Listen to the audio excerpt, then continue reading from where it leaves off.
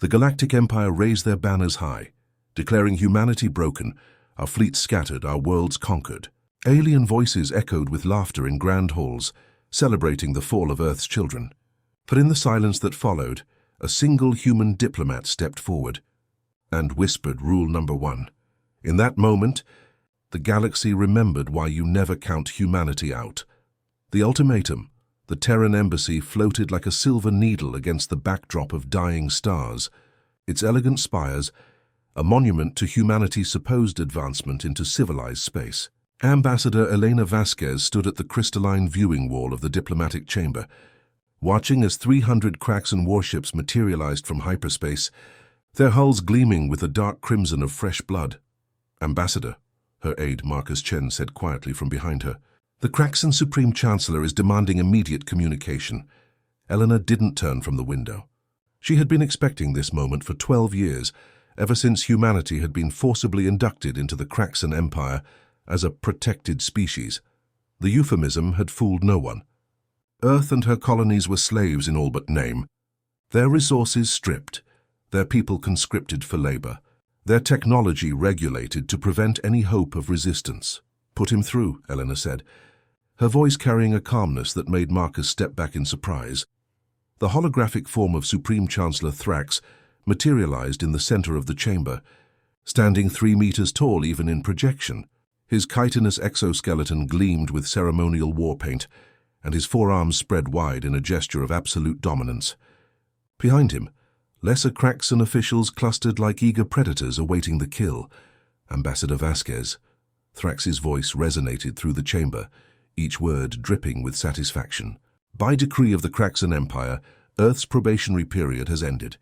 Your species has failed to meet productivity quotas for 3 consecutive cycles. As per Article 77 of the Subservient Species Act, humanity will be reclassified as biological resources." Elena finally turned to face the projection, and something in her expression made the Supreme Chancellor's mandibles click in confusion. She was smiling. "I assume you're here to demand our surrender?" Elena asked, moving to stand behind her desk with deliberate slowness. "Demand?" Thrax laughed, a sound like grinding metal. "There is nothing to demand. Your defensive platforms are destroyed. Your fleet consists of 12 obsolete frigates against my 300 dreadnoughts. Your colonies are already under bombardment. This is not a negotiation, Primitive. This is a notification of your extinction." Elena nodded thoughtfully, then pulled out an ancient paper notebook from her desk drawer. The Craxan officials exchanged glances of amusement. "Paper? How perfectly primitive." "Supreme Chancellor," Elena began, flipping through the pages with deliberate care. "In your rush to declare victory, you seem to have forgotten something rather important." "And what would that be?" Thrax asked, his amusement evident. "Rule Number 1, Elena replied, looking up from her notebook with eyes that had suddenly gone cold. "The first rule of interacting with humanity, established by your own xenobiologists when you first encountered us." The chamber fell silent. Even through the hologram, Elena could see several Craxan officials shifting nervously. Thrax's forearms drew together in confusion. "What foolishness is this?" he demanded. Elena closed the notebook with a snap that somehow echoed through the chamber.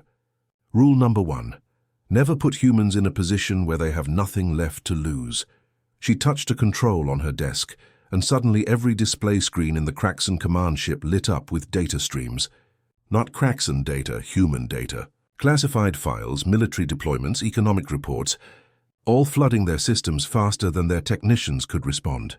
"You see," Elena continued conversationally, as chaos erupted behind Thrax's projection. "For the past 50 years, while you've been so convinced of our weakness, our primitiveness, our inability to pose a threat, you never asked yourself one critical question." "What question?" Thrax snarled, his composure cracking as his bridge. Officers reported system after system failing. Why did a species that conquered its own planet through thousands of years of brutal warfare suddenly become so passive when you arrived? The temperature in the room seemed to drop. Marcus, who had been with Elena for 5 years, had never seen this side of his ambassador. This wasn't the patient diplomat who had endured countless humiliations from Craxan administrators. This was something else entirely. "Humanity didn't become peaceful because we evolved past violence," Elena said, her voice taking on an edge that could cut steel. "We became peaceful because we got so good at war that we scared ourselves. We looked at what we had become, what we were capable of, and we made a choice to lock it away, to pretend to be something else. Something better." Thrax's projection flickered as his ship's systems continued to fail. "Impossible. We scanned your military capabilities. 12 frigates. No standing army. No weapons of mass destruction." Elena laughed, and it was not a pleasant sound. "Oh, Supreme Chancellor, you scanned what we wanted you to scan. You saw what we wanted you to see. Did you really think a species that split the atom, mapped the genome, and built machines that could think would simply forget how to wage war?" She stood up, and despite being a fraction of the Craxon's size, her presence seemed to fill the room. "Every human laborer you conscripted was a soldier in waiting. Every piece of technology you thought you had regulated had hidden protocols. Every ship you allowed us to build for transport has been a weapon platform in disguise." "You're bluffing," Thrax said, but his voice carried uncertainty now. "Am I?" Eleanor touched another control. "Captain Morrison, please demonstrate Protocol 7 for our guests." One of the 12 obsolete human frigates suddenly erupted with activity. Its hull split open like a flowering plant, revealing weapon systems that should have been impossible for its size. In less than 3 seconds, it had targeted and destroyed 15 Craxon dreadnoughts with weapons that bypassed their shields entirely. The Craxon bridge erupted in panic. Officers were screaming about impossible energy readings, about human ships appearing throughout the Empire, about their own weapon systems refusing to respond to commands. "You conquered us too easily," Eleanor said, her voice cutting through the chaos. "That should have been your first warning. A species that survived ice ages, plagues, world wars, and nuclear brinksmanship doesn't just roll over when aliens arrive. We chose to appear weak because we needed to understand you, learn from you, study your weaknesses. This is madness," Thrax roared. "Even if your ships are more capable than they appear, you're still outnumbered 1,000 to 1 across the Empire." "In conventional ships, yes," Elena agreed. "But here's the thing about humans, Supreme Chancellor. We don't just prepare for the war we're fighting. We prepare for the war after that, and the one after that. While you were counting our 12 frigates, we were building something else. Something your sensors couldn't detect, because we built them in dimensions your science says don't exist." She gestured to the viewing wall, where reality itself seemed to ripple. Suddenly, where there had been empty space, thousands of ships appeared. Not crude human vessels cobbled together from salvage, but sleek predators of impossible design. Their hulls shifting through spectrums the Craxon couldn't even perceive. "Every human who died in your work camps," Elena said, her voice dropping to barely above a whisper. "Every child taken for your experiments, every city you burned to make an example. We remember them all. We documented every crime, every atrocity, every moment of suffering you inflicted on our people.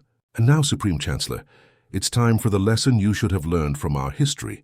"What lesson?" Thrax asked, his voice barely audible over the alarms blaring on his bridge. "Humanity doesn't just win wars," Elena said. "We end them, permanently, and we're very, very good at it." The projection flickered and died as the Craxon flagship's power systems failed entirely. Eleanor stood in the sudden silence, looking out at the human fleet that had materialized around the embassy. Marcus stood frozen behind her, his mind struggling to process what he had just witnessed. "Send a message to all human cells across the Empire," Elena said, her diplomatic mask sliding back into place as easily as changing clothes. "Begin Phase 2, and Marcus?" She turned to her aide with the expression that was almost kind. "You might want to sit down for this next part. The real revelation is going to be much harder to accept." As the human shadow fleet began to move, spreading out in perfect formation toward the now defenseless Craxon vessels, Elena pulled up a strategic display that showed not just this system, but the entire Empire. Lights were beginning to flicker on every Craxon world, every military installation, every ship in their fleet. Humanity had just revealed its hand, and the galaxy was about to learn why the most dangerous predator was the one that had learned to hide its teeth. The Awakening. The Craxon Empire's strategic command center on Thesix Prime had never experienced true panic until this moment. General Kraith, veteran of 100 campaigns and conqueror of 17 species, stood frozen before a holographic display that defied everything he thought he knew about humanity. "Run the historical analysis again," he commanded, his voice carrying none of its usual authority. The display flickered, showing Earth's history as the Kraxon had understood it. A peaceful species that had achieved spaceflight through cooperation, their wars small and quickly forgotten, their nature fundamentally passive. Then the display shifted, showing the real data that human infiltrators had just unlocked from their own classified archives. World War I, 17 million dead. World War II, 75 million dead.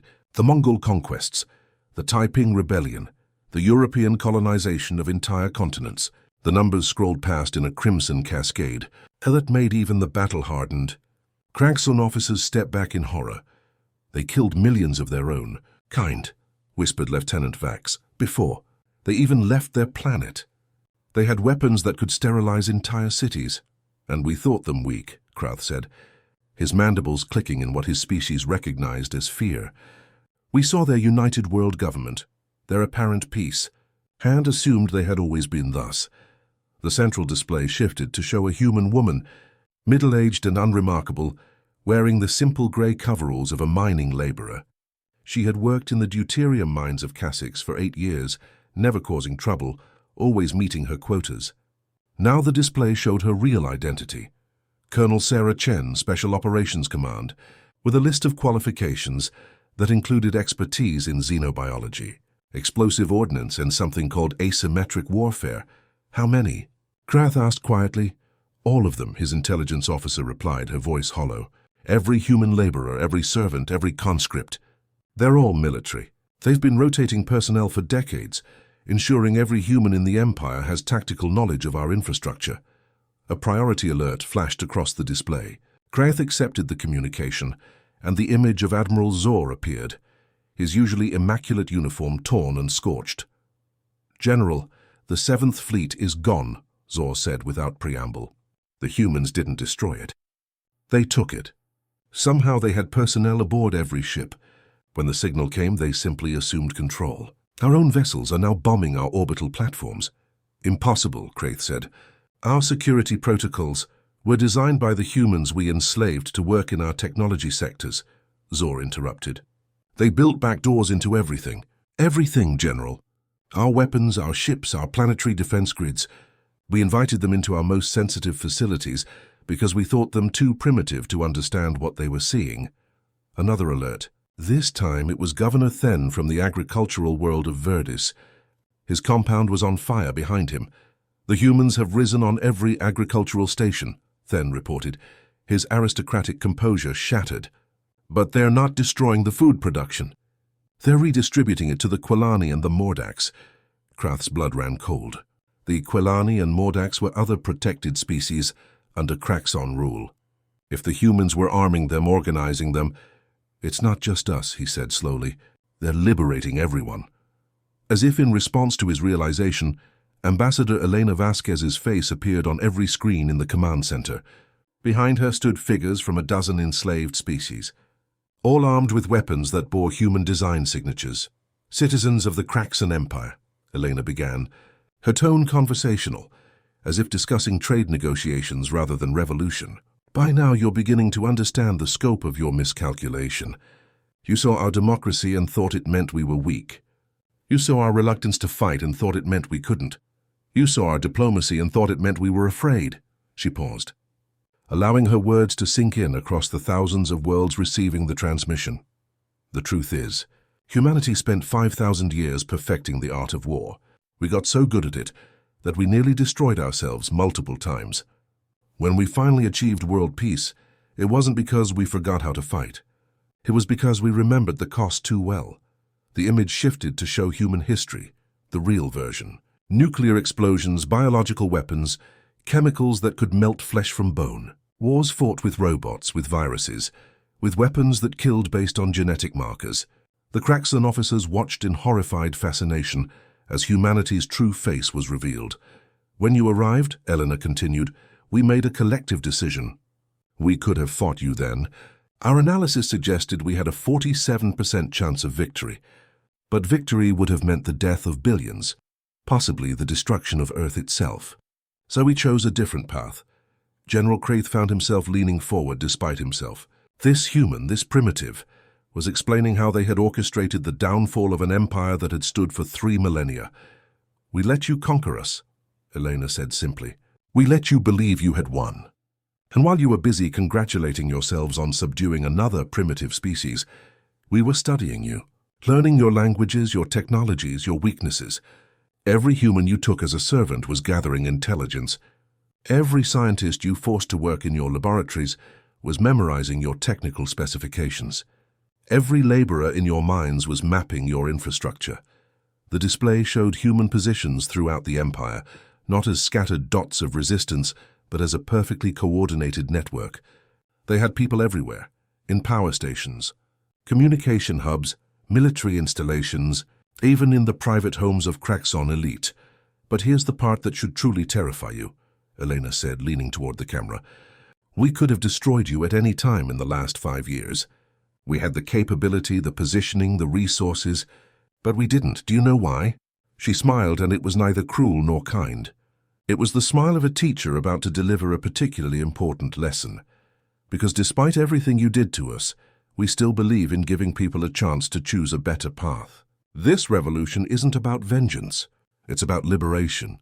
Every species you've enslaved, every world you've conquered, every life you've destroyed, they all deserve freedom. And humanity has decided to give it to them." The tactical display in the command center suddenly lit up with new contacts. Not just human ships, but vessels from every enslaved species in the Empire. Crude, hastily assembled, but numerous. The humans hadn't just planned their own revolution. They had been secretly arming and training every oppressed species in Kraxon space.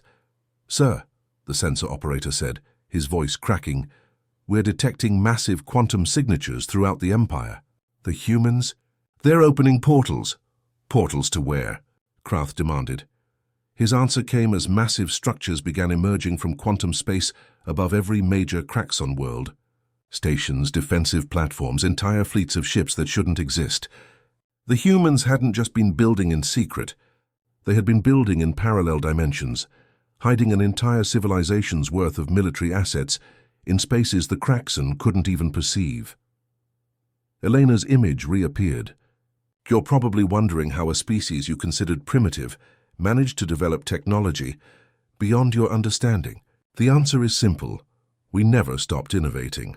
While you were content with your superiority, we were driven by our subjugation. Necessity, as we say, is the mother of invention. And desperation," she added quietly, "is the mother of genius." General Krath watched as his empire's military might, built over 3,000 years of conquest, was systematically dismantled in a matter of hours. Human computer viruses, evolved from centuries of cyber warfare, tore through Kraxon systems like acid. Human tactical doctrine, honed in conflicts the Kraxon couldn't imagine, outmaneuvered their traditional battle formations at every turn. But what truly broke the Kraxon's spirit was the realization that the humans weren't destroying them. They were capturing Kraxon forces, disabling rather than destroying, taking prisoners rather than casualties. Even in revolution, humanity was showing a restraint that the Kraxon had never displayed in their conquests.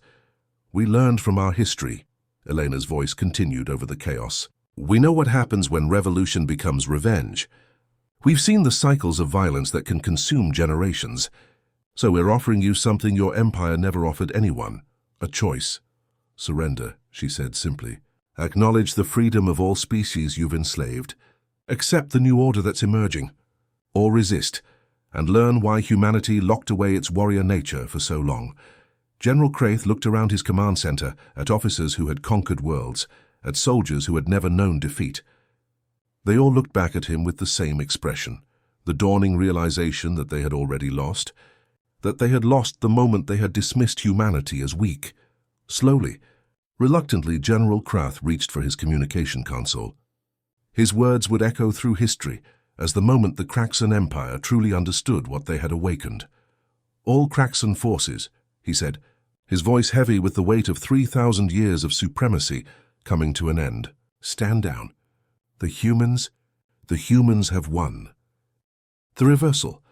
The quantum cascade began at 0800 Galactic Standard Time, synchronized across 200 Kraxan worlds with a precision that defied comprehension. On Thesix Prime, Colonel Sarah Chen emerged from the deuterium mines she had worked for 8 years, but she no longer wore the grey coveralls of a laborer. Her combat suit rippled with adaptive camouflage, cycling through spectrums visible and invisible as she led 5,000 miners into the capital city. There was no dramatic battle. The Kraxan defense forces found their weapons powered down, their vehicles immobilized, their communication systems playing human music, Beethoven's Ninth Symphony, a touch that historians would later call either deeply ironic or profoundly appropriate. The magnificent warriors who had conquered a third of the galaxy stood helpless as their former slaves walked past them. On the fortress world of Cardoth, where the Kraxan Empire's most powerful warships were constructed, the revelation was even more devastating. Fleet Marshal Gorvan watched in stunned silence as the pride of the Kraxan Navy, the dreadnought Supremacy, split open like an insect emerging from its chrysalis. What emerged wasn't damaged machinery, but something impossible, a human battleship that had been hidden within the Kraxan vessel's superstructure for 3 years. How? Gorvan asked the human technician who had maintained his personal shuttle for a decade. The technician, who Gorvan now realized wore the insignia of a commander in the human shadow fleet, smiled sadly. Your engineers designed the ship. We just made a few suggestions, added some redundant systems. Extra plating here, auxiliary power cores there. You never questioned it because you never thought we understood what we were building. Across the Empire, the pattern repeated.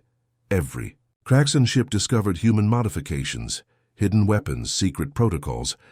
The humans hadn't just infiltrated the Empire's military. They had redesigned it from within, turning the Kraxans' greatest strength into their most fundamental weakness. Admiral Zor made one last attempt at resistance, gathering the remains of the Third Battle Fleet near the Hexus Nebula. 47 capital ships, the survivors of the initial uprising, formed up in traditional Kraxan battle formation. They would make their stand here, die with honor, rather than accept defeat from primitives. The human response was led by someone. The Kraxan database listed as Janitor Third Class Timothy Walsh. His appearance on the tactical display, commanding a fleet of impossible ships, sent ripples of disbelief through Zor's bridge crew. Admiral Zor, Walsh said, his voice carrying across the void. I've cleaned your ships for 15 years. I know every rivet, every wire, every system. I know the blind spots in your sensors, the weakness in your shield harmonics, the flaw in your targeting algorithms. We all do. Every human who ever served you knows exactly how to defeat you. Then defeat us, Zor roared. Give us the honor of death in battle. Walsh's expression grew sad. That's just it, Admiral. There won't be a battle. There never was going to be a battle. At his signal, the human fleet didn't attack. Instead, they broadcast something into the Hexus Nebula, a frequency that resonated with the exotic particles within. The nebula began to glow, then pulse, then explode with light that wasn't quite light, energy that wasn't quite energy.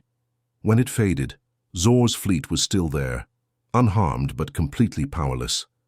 Every system, from life support to weapons, had been neutralized by what the humans called a neural pacification field.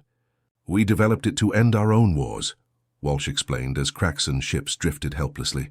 A weapon that doesn't kill, doesn't destroy, just stops. Stops the fighting, stops the killing, stops the cycle.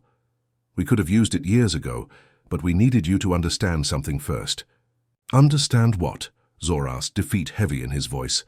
That we chose not to become you. The revelation of the Shadow Fleet was perhaps the most psychologically devastating blow to the Kraxan Empire. As quantum portals opened across the galaxy, ships poured through in numbers that defied logic. The humans hadn't built hundreds of ships in secret. They had built millions, entire armadas hidden in pocket dimensions, constructed in the spaces between reality that human physicists had discovered while pretending to work on Kraxan mining equipment.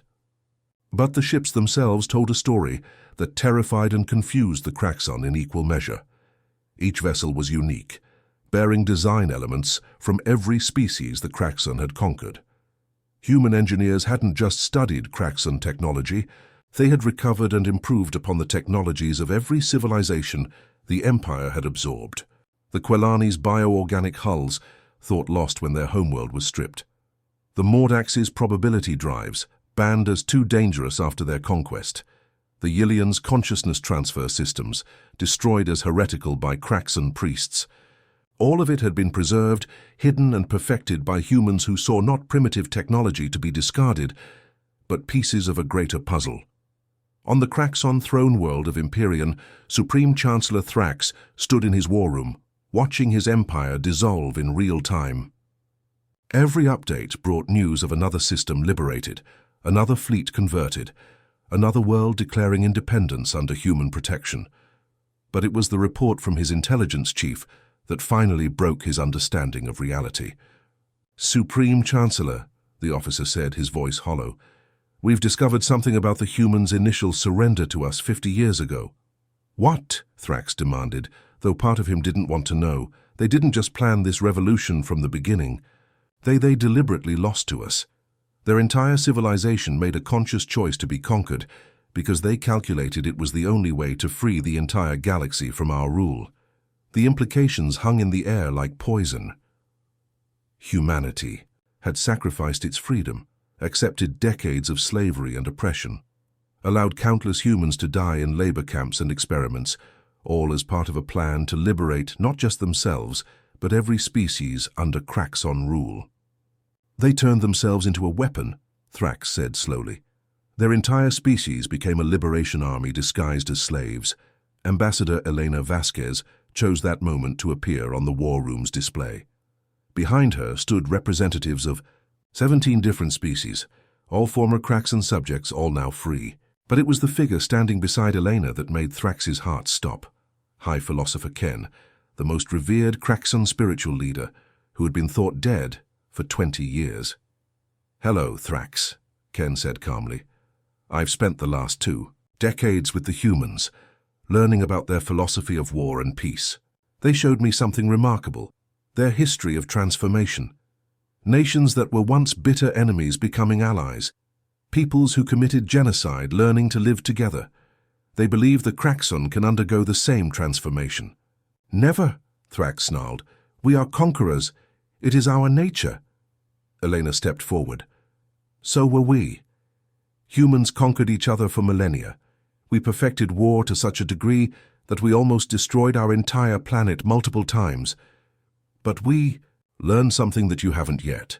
The greatest victory isn't in conquering others. It's in conquering yourself." The display shifted to show human history again, but this time focusing on the aftermath of conflicts. The Marshall Plan rebuilding Europe, Truth and Reconciliation Commissions in Africa, former enemies becoming trading partners, military allies, even federal unions. The same species that had created nuclear weapons had also created the United Nations. The same civilization that had perfected genocide had also developed international humanitarian law. "You have a choice," Elena said. "The same choice humanity made after we nearly destroyed ourselves in our final war. You can continue to see yourself as conquerors, fight to the last and be remembered as the empire that chose extinction over evolution. Or you can do what we did, recognize that strength isn't measured in how many you can subjugate, but in how many you can lift up." The war room fell silent. Around Thrax, his generals and advisors waited for his order. Attack, resist, fight to the last Kraxan standing. It was what their history, their culture, their very biology demanded. But as reports continued to stream in of human forces protecting Kraxan civilians, of human medical teams treating wounded Kraxan soldiers, of human administrators ensuring food and power continued to flow to Kraxan worlds, a terrible realization dawned. The humans hadn't just defeated them militarily, they had defeated them morally. They had shown that there was another way, a better way, and they had proven it by using their moment of absolute victory to show mercy. Slowly, Supreme Chancellor, Thrax reached up and removed the ceremonial war crown that had been worn by Kraxan leaders for 3,000 years. The ancient metal rang like a bell as it hit the floor. "Contact all remaining Kraxon forces," he said quietly. Tell them the war is over.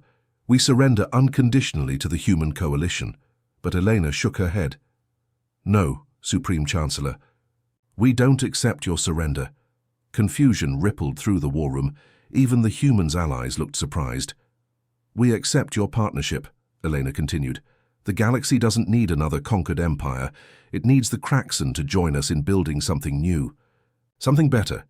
Your strength, combined with our innovation and the unique gifts of every species you once ruled, can create a civilization greater than anything that came before. But we have to choose it, she added. All of us together, not as conquerors and conquered, but as equals. The reversal was complete. The primitive humans hadn't just won a war.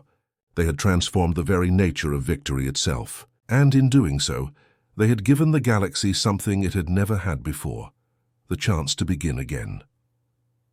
The Grand Assembly of Thesix Prime had hosted countless victory celebrations over 3 millennia, but never a ceremony quite like this. Where once Craxon banners had hung in solitary supremacy, now the flags of 300 species filled the vast chamber, each one representing a world freed from imperial rule. At the center of it all stood Ambassador Elena Vasquez, though her title had become almost meaningless in the face of what she had accomplished. Former Supreme Chancellor Thrax entered the assembly hall stripped of his ceremonial armor, wearing instead the simple robes of a civilian. The journey from the entrance to the central platform, once a triumphant march for conquering heroes, had become something else entirely. As he walked, beings from species the Craxon had subjugated for centuries stood, and one by one offered him something unprecedented: forgiveness. Not absolution. The crimes of empire were too vast for that, but the possibility of redemption through action. It was, as the humans had explained, the difference between justice and vengeance. Eleanor watched his approach with an expression that mixed satisfaction with something deeper, perhaps sadness for all the suffering that could have been avoided if this moment had come sooner. When Thrax reached the platform, he did something no Craxon leader had ever done before. He knelt. "Ambassador Vasquez," he began, his voice carrying across the silent assembly, "I stand here as a representative of a species that built its identity on superiority, on the belief that might granted us the right to rule over others. We were wrong." The admission sent ripples through the gathered beings. Even among those who had witnessed the revolution, hearing these words from a Craxon leader was almost incomprehensible. Eleanor stepped forward, but instead of standing over him, she knelt as well, bringing them to eye level. The gesture was deliberate, calculated, and profoundly human. "Chancellor Thrax," she said, using his civilian title, "humanity knows what it is to be wrong. We've been wrong so many times in so many ways that we've become experts at recognizing it. We've committed every sin your empire has, and invented a few you never thought of. The difference is we learn to acknowledge them." She stood, offering him her hand. After a moment's hesitation, he took it, allowing her to help him to his feet. The symbolism was lost on no one. "Ladies, gentlemen, and beings of all configurations," Elena addressed the assembly, her voice carrying to every corner of the massive hall. "We stand at a crossroads. We can follow the patterns of the past, the victors subjugating the defeated, revenge following conquest, the cycle continuing endlessly. Or we can choose something different." The holographic displays around the chamber came to life, showing not the usual military victories or territorial maps, but something unprecedented: the Galactic Liberation Constitution. Not a document of surrender or terms of defeat, but a framework for cooperation, written jointly by humans, former Craxon subjects, and surprisingly, reform-minded Craxon themselves. "The Craxon Empire is dead," Elena announced. "But the Craxon people don't have to be. Every species in this galaxy has something unique to contribute. The Craxon's organizational abilities, their understanding of large-scale logistics, their technological infrastructure, these aren't evil in themselves. They were simply used for evil purposes." She turned to address Thrax directly. "We're offering the Craxon the same choice we offered every species you conquered. Join us as equals in building something better, or isolate yourselves and fade into history. But know this: if you choose cooperation, you'll be held to the same standards as everyone else. Your past actions will have consequences. Reparations must be made, and most importantly, you must prove through action that you've truly changed." The bomb, Assembly hall's displays shifted to show human E-ships, the same vessels that had defeated the Kraxon fleet, now serving as escorts for Kraxon civilian transports, protecting them from revenge attacks by species that had suffered under Imperial rule. It was a powerful image, the victors defending the defeated from the consequences of their own actions. Former Colonel Sarah Chen took the podium next. Her transformation from mining laborer to military commander had become legendary, but she spoke now as something else, the newly appointed Director of Galactic Reconstruction. Every human who served undercover in the Empire saw the same thing, she began. Yes, we saw cruelty and oppression, but we also saw Kraxon doctors treating injured slaves when they thought no one was watching. We saw Kraxon soldiers refusing illegal orders. We saw Kraxon citizens questioning the morality of Empire. The system was evil, but the people are just people. The display showed images from across the former Empire, human engineers working alongside Kraxon technicians to restore damaged infrastructure, mixed-species crews operating ships that had once been weapons of oppression, former enemies sharing meals in cafeterias that had been segregated just weeks before. Thank you for watching and comment for next part.